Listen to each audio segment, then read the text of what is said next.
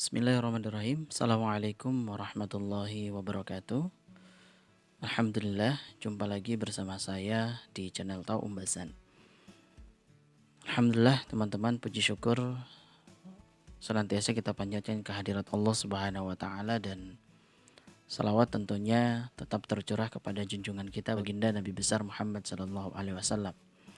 Teman-teman yang dimuliakan Allah Subhanahu wa taala, dulu saya memahami bahwa Islam adalah agama yang hanya terbatas pada ibadah-ibadah spiritual semata. Islam adalah agama yang hanya mengatur urusan perkara sholat, zakat, puasa, haji, dan akhlak. Dan Islam tidak mengatur urusan-urusan yang sifatnya bersentuhan langsung dengan masyarakat. Islam tidak mengatur masalah pergaulan, Islam tidak mengatur masalah hukum, Islam tidak mengatur masalah pemerintahan. Itu yang saya pahami dulu terkait dengan agama Islam ini. Lantas pada suatu ketika saya berjumpa dengan seorang teman yang coba menjelaskan perspektif baru terkait dengan agama Islam. Ia menjelaskan bahwa Islam adalah agama yang sempurna. Islam adalah agama yang mengatur seluruh aspek kehidupan manusia, tidak terbatas pada perkara-perkara spiritual, tapi juga mengatur urusan-urusan yang berkaitan dengan pengaturan masyarakat. Hal ini didasarkan pada firman Allah Subhanahu wa taala dalam Quran surah Al-Maidah ayat 3, di mana Allah Subhanahu wa taala berfirman, A'udzu billahi minasyaitonir rajim. Bismillahirrahmanirrahim. Al-yawma akmaltu lakum dinakum wa atmamtu 'alaikum ni'mati wa raditu lakumul Islam madina.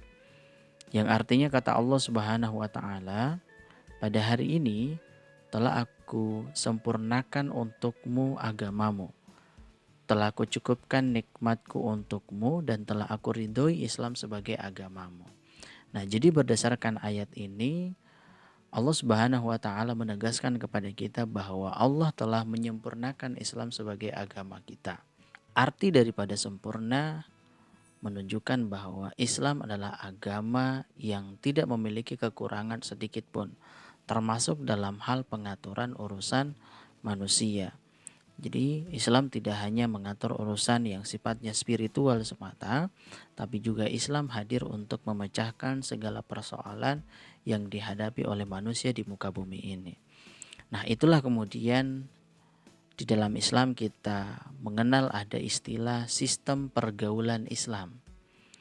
Ini artinya bahwa Islam hadir untuk mengatur pergaulan antar sesama manusia, hubungan antar laki-laki dengan perempuan, hubungan antara yang mahram dan bukan mahram, itu semuanya diatur sedemikian rupa dalam sistem pergaulan Islam. Juga kita mengenal ada istilah sistem ekonomi Islam. Ini menunjukkan bahwa Islam hadir untuk mengatur tata kelola ekonomi dalam suatu negeri. Bagaimana status sumber daya alam dalam satu negeri, siapa yang wajib mengelolanya, dan hasilnya dikemanakan, semua nantinya diatur di dalam sistem ekonomi Islam. Juga kemudian mendistribusikan kekayaan alam dalam suatu negeri tersebut yang didistribusikan secara merata kepada seluruh masyarakat, itu bagian juga dari sistem ekonomi Islam. Juga kita mengenal ada istilah sistem pendidikan di dalam Islam.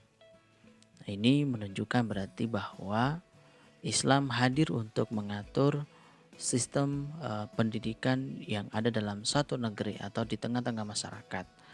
Nah, tujuan daripada pendidikan Islam sebagaimana yang saya ketahui adalah untuk pertama membentuk syakhsiyah atau kepribadian Islam, kemudian yang kedua memiliki thaqafah Islamiyah, pengetahuan terhadap ilmu-ilmu Islam, dan yang ketiga adalah menguasai teknologi. Nah, sistem pendidikan Islam ditujukan untuk ketiga hal ini, untuk menjadikan setiap anak-anak kita memiliki kepribadian Islam, dan yang kedua memiliki pengetahuan terhadap ilmu-ilmu keislaman, dan yang ketiga, mereka menguasai ilmu-ilmu teknologi. Nah, itu pengaturan Islam dalam hal pendidikan. Juga kita mengenal ada istilah sistem hukum dalam Islam. Nah, ini artinya bahwa Islam hadir untuk mengatur hukum yang ada di tengah-tengah masyarakat. Nah, kita tahu tujuan daripada hukum itu untuk melindungi kita, untuk menjaga kita, baik harta, baik nyawa, baik nasab, dan lain sebagainya. Nah, Islam hadir untuk mengatur itu agar terjaga harta kita, agar terjaga nyawa kita, agar terjaga akal kita, dan lain sebagainya. Dan yang paling penting adalah tujuan daripada hukum itu adalah terwujudnya keadilan di tengah-tengah masyarakat. Nah, juga kita mengenal ada istilah sistem pemerintahan di dalam Islam.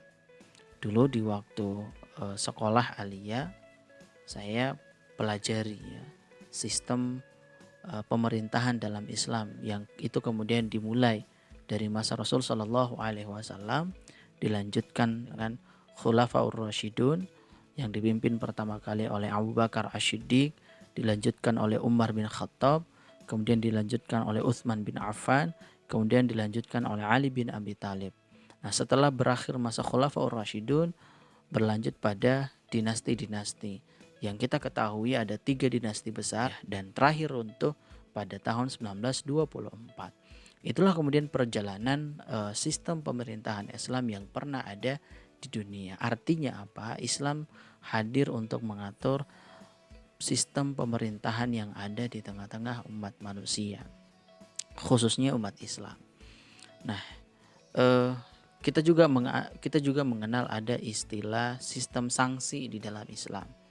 Sistem sanksi adalah berupa aturan-aturan yang telah ditetapkan oleh Islam untuk menjerat mereka-mereka yang telah melakukan kriminal.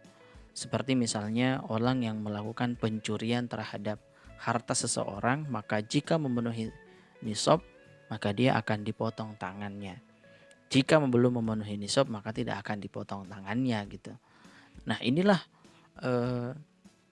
contoh-contoh aturan-aturan Islam yang langsung berkenaan dengan kehidupan bermasyarakat, mulai dari pergaulan, pendidikan, ekonomi, pemerintahan, kemudian sampai dengan sanksi tadi. Nah, ini menunjukkan kepada kita bahwa Islam adalah agama yang sempurna. Islam agama yang tidak hanya terbatas pada ibadah spiritual semata, tapi Islam adalah agama yang diturunkan oleh Allah Subhanahu wa taala untuk memecahkan persoalan-persoalan yang dihadapi oleh umat manusia. Nah, inilah Islam yang saya pahami, Islam yang sempurna, Islam yang paripurna, Islam yang mengatur seluruh aspek kehidupan manusia. Terima kasih teman-teman sudah menyaksikan video ini. Lebih dan kurangnya mohon maaf. Assalamualaikum warahmatullahi wabarakatuh.